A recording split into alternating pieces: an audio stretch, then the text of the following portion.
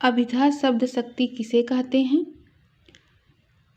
शब्द के जिस शक्ति से उसके प्रचलित अर्थ का बोध हो उसे अभिधा शब्द शक्ति कहते हैं। अर्थात जिस रूप से, जिस व्यापार से या जिस तरीके से किसी शब्द का हमें अर्थ ज्ञात हो, सीधा सीधा अर्थ ज्ञात हो, यानी कि जो शब्द कहा जाए वही अर्थ हमें पढ़ते ही प्राप्त हो जाए, वो अभिधा शब्द शक्ति होती है। जैसे मोहन पुस्तक पढ़ता है, हिरन जंगल में रहता है, गाय घास खाती है।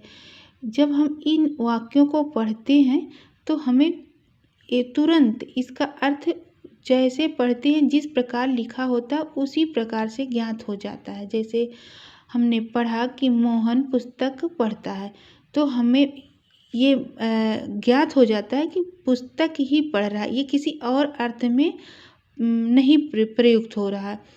हिरन जंगल में रहता है, ये अर्थ मुझे तो उसी प्रकार से ज्ञात हो जाता है जिस प्रकार से लिखा हुआ है, यानी इसका कहीं अन्य अर्थ नहीं निकलता बल्कि सीधा सीधा अर्थ निकलता है, स्पष्ट अर्थ निकलता है या मुख्य अर्थ ही निकलता है, पढ़ते ही मुख्य अर्थ निकलता है, इसीलिए इसे मुख्यार्थ भी कहते हैं।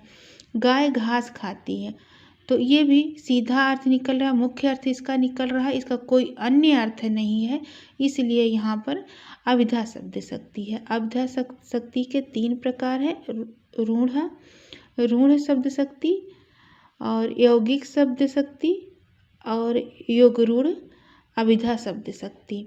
ये है इसके 3 प्रकार। इसका विस्तृत रूप हम लोग क्लास में जानेंगे।